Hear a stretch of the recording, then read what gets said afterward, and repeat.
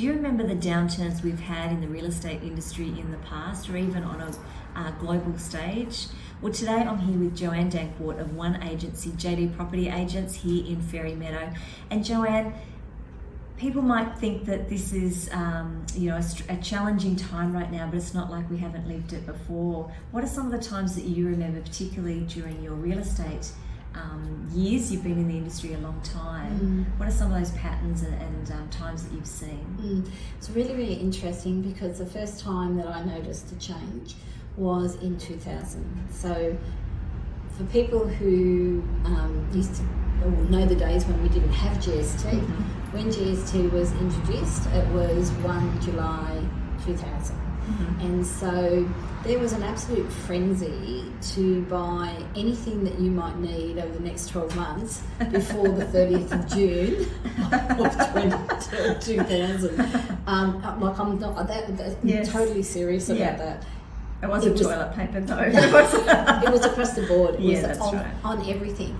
And it included houses, because people were really worried, and there was a lot of confusion about what GST would go on, what items and what it wouldn't go on. And so there was all that talk about, vegetables and products and what would attract GST and what wouldn't attract GST. And like 1 July, it was crickets. There was 1 July 2000, nothing happened. It was quiet and it took quite a number of months for people to adjust to a new environment where GST was on items. It wasn't on homes, but it didn't matter.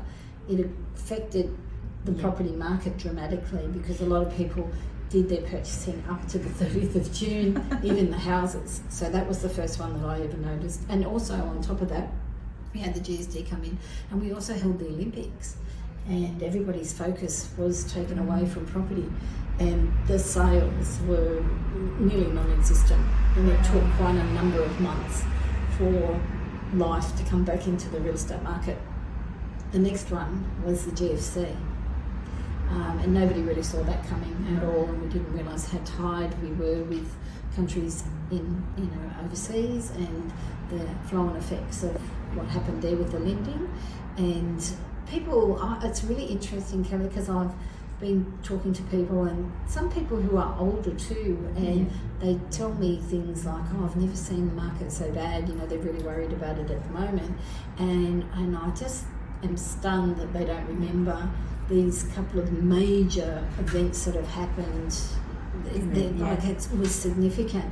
And properties, if you had to sell it, like with the GFC, if you had to sell a property, you could have looked at a 30% decrease on what it might have been prior to that happening, because you had to sell, and there were so few buyers, and there were quite a lot of choice for the buyers at the time. So that's the other time. We recovered, I thought, quite quickly after the GFC, but it was still a good year. When I say a good year, it was a bad year. But it went for a good year where there was a lot of uncertainty, and there were some really good bargains to be had by people who had money at the time. So now we have consecutive interest rate rises. It's not just one-off, it's consecutive. So previously, when we've had interest rate rises, we would have one, and then we might not see one for a number of months after. When we had one, it would normally take 2 to 3 weeks for people to adjust to that new interest rate and just become, okay, it's been the interest rate, this is life, but I still want to buy a property. That itch doesn't go away, and they would move forward. The problem that I'm seeing at the moment is we've had consecutive interest rate rises, and they are going to, we hear, continue to the end of the year. And so that 2 to 3 weeks is not long enough, because then the next thing, they're talking about the next one, and the next one comes. So if you're getting that continuously, then not only is it reducing the amount of money that people can borrow, but it's also the uncertainty of when this will end. Yes, that's right, exactly. I think that once it does end, I think that we will recover quite quickly.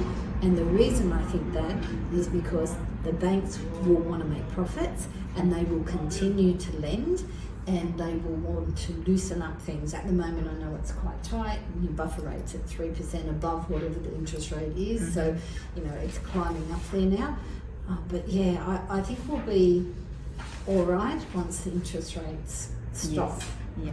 However, it's going to be continuous for a while. So it will be a rough road, and it will be a rough road for at least 6 months, I think. Yeah. If not longer. We'll see. Perfect. And we'll see what happens in the new year. Yes, exactly. Yes, the new year, you don't know what it's going to bring. 2023. That's right. Look, if you've got any questions at all around this, or you'd like to talk through your situation, please contact Joanne here at One Agency in Fairy Meadow.